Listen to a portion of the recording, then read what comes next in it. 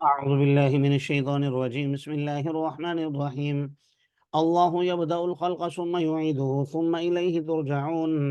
ويوم تقوم الساعة يبلس المجرمون ولم يكن لهم من شركائهم شفعاء وكانوا بشركائهم كافرين. صدق الله العظيم. اللہ جل جلالہ یبدأ الخلق، مخلوق کو ابتداءً پیدا کرتا ہے،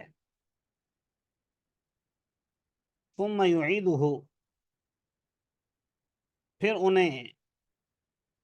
ان کا اعادہ کرے گا، یعنی انہیں دوبارہ زندہ کرے گا، ثم الیہ ترجعون، پھر اسی کی طرف تم لوٹا دیے جاؤ گے۔ یوم تقوم الساعۃ، جس دن قیامت قائم ہوگی، یبلس المجرمون، تو مجرم لوگ اس وقت مایوس ہوں گے۔ یہاں یہ لفظ ہے یبلسو، باب افعال سے فعل مضارع کا صیغہ ہے، اس کا مصدر ہے ابلاس، باب افعال سے اس کا معنی ہوتا ہے مایوس ہو جانا، حیران ہو جانا۔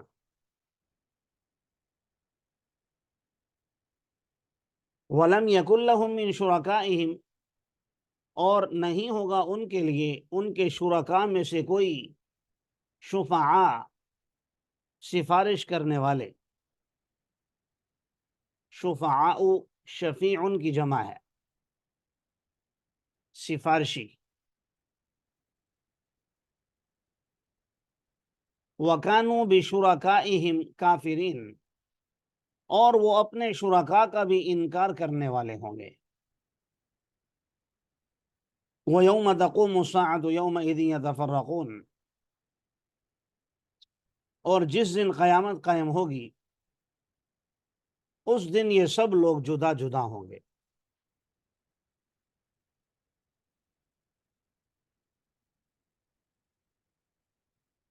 کل کے سبق کے آخر میں آپ حضرات نے پڑھا تھا کہ جو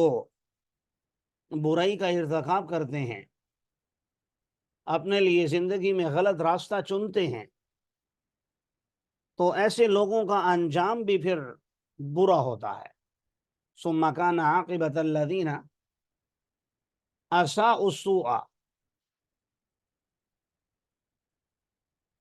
اب اللہ تبارک و تعالیٰ اس بات پر کہ میں ہی خالق اور مالک اور رازق ہوں، وحدہ لا شریک ہوں، میرے سوا کوئی معبود برحق نہیں، اس رکوع کے آغاز میں بھی اس بات کو شروع فرمایا، اور اگلے رکوع میں تو اسی پر بے بہا دلائل دیے، اور درمیان میں پھر مجرم لوگوں کا ذکر فرمایا کہ اللہ ہی کی ذات ہے جو مخلوق کو ابتداءً پیدا کرتا ہے اور پھر انہیں دوبارہ لوٹائے گا، اور اسی کی طرف تم لوٹا دیے جاؤ گے۔ اس آیت میں تو یہ کانسیپٹ پیش کیا گیا ہے کہ بھائی دنیا کی جو زندگی ہے اس کو صرف اسی پر محمول نہ سمجھا جائے، بلکہ جس ذات نے پہلی مرتبہ یبدأ ابتداءً پیدا کیا ہے تو اس نے آپ کو دوبارہ بھی لوٹانا ہے، اعادہ کرنا ہے۔ آپ کا اعادہ اسی چیز کا ہوتا ہے جو پہلے ہو، تو اللہ نے آپ کو دوبارہ بھی پیدا کرنا ہے، اور پھر تم اس کی طرف لوٹا دیے جاؤ گے، اور پھر حساب کتاب اور سب معاملات۔ اب دنیا کے اندر بسنے والے دو گروہ، جو آخرت کا انکار کرتے ہیں اور ایک وہ جو آخرت کو مانتے ہیں۔ تو جو آخرت کا انکار کرنے والے ہیں، قیامت کا تصور بھی وہ نہیں کر سکتے، تو فرمایا جس دن قیامت قائم ہوگی اس نے تو ہونا ہے، یہ تو کنفرم بات ہے۔ تو یبلس المجرمون، تو مجرم لوگ اس دن مایوس ہو جائیں گے، وہ مایوسی کا شکار ہو جائیں گے، کیونکہ ان کے ذہن میں تو یہ تھا کہ قیامت قائم ہی نہیں ہوگی، ایسی کوئی بات ان کے حاشیہ خیال میں بھی نہیں گزری تھی کہ ایسا بھی ہو سکتا ہے۔ جیسے دنیا کے اندر بھی ہم دیکھتے ہیں کہ جب کوئی ناممکن کام ہمارے جو حق میں برا ہو ممکن بن جائے تو پھر ہم مایوسی کا شکار ہو جاتے ہیں کہ اب تو اس سے بچنا ممکن نہیں ہے۔ تو بہرحال قیامت کے دن جو مجرم لوگوں کی حالت ہوگی اس کو بیان فرمایا، اور جن شرکاء کی بنیاد پر، جن کے اعتماد پر اور جن کی وجہ سے یہ سب بدماشیاں کرتے رہے دنیا میں اور اللہ کی نافرمانیاں کرتے رہے، یہ سوچ کر کے کہ اگر بالفرض قیامت قائم ہو بھی گئی تو ہمارے معبود ہمیں بچا لیں گے، تو فرمایا بچانا تو دور کی بات، ان کی سفارش بھی کوئی نہیں کر سکے گا، ان کی سفارش بھی من شرکائہم شفعاء، کیونکہ اس دن تو یہ عالم ہوگا کہ فرشتے اور تمام انسان اللہ کے سامنے صف بستہ ہو کر کھڑے ہوں گے، رب السماوات والارض وما بینہما الرحمن لا یملکون منہ خطابا، اس کے سامنے کوئی بات نہیں کر سکے گا۔ یوم یقوم الروح والملائکۃ صفا، روح القدس جبرائیل علیہ السلام اور تمام فرشتے صف بستہ ہو کر کھڑے ہوں گے، اور وہی بات کرے گا جس کو بات کرنے کی اجازت دی جائے گی۔ تو ان کے جو سفارشی ہیں وہ کہاں سے سفارش کریں گے؟ بلکہ آگے اللہ تعالیٰ نے اور بات کو کھولا، وَكَانُوا بِشُرَكَائِهِمْ كَافِرِينَ، اور ان کے جو شرکاء ہیں وہ تو انکار کرنے والے ہوں گے۔ ایک دو مفہوم یہاں سے نکلتے ہیں،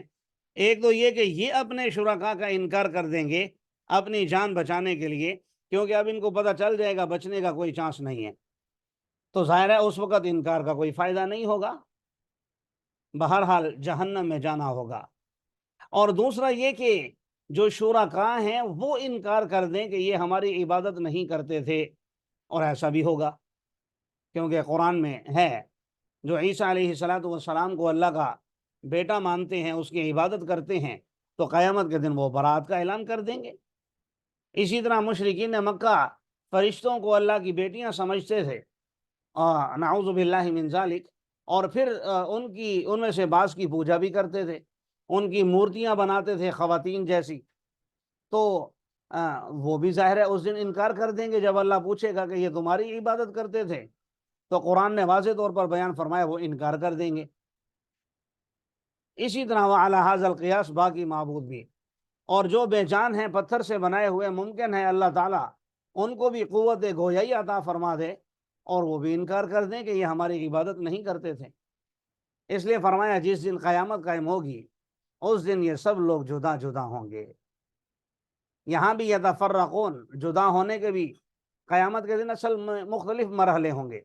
ایک مرحلہ تو وہ ہوگا جس میں بد لوگوں کو نیک لوگوں سے الگ کیا جائے گا، جس کو سورہ یاسین میں بیان فرمایا وَامْتَازُوا الْيَوْمَ أَيُّهَا الْمُجْرِمُونَ،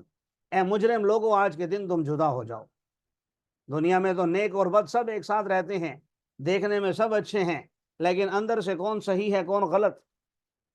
کس کی تنہائی کیسی ہے کسی کو خبر نہیں۔ لیکن بہرحال اس دن یہ واضح ہو جائے گا مجرم الگ اور نیک الگ۔ اور بعض مقامات پر ایسا بھی ہوگا جسے یہاں پر غالباً بیان فرمایا کہ مجرم لوگوں کی الگ الگ پارٹیاں ہوں گی، ان کی گروپ بندیاں کی جائیں گی، زانیوں کا الگ اور شرابیوں کا الگ، اسی طرح چوروں کا، لٹیروں کا، رشوت خوروں کا، ہر ایک گروپ الگ الگ، کیونکہ ان کے جہنم میں طبقات الگ الگ۔ تو بہرحال دونوں مفہوم اس میں شامل ہیں۔ اللہ تعالی ہم سب کی جہنم کی آگ سے حفاظت فرمائے۔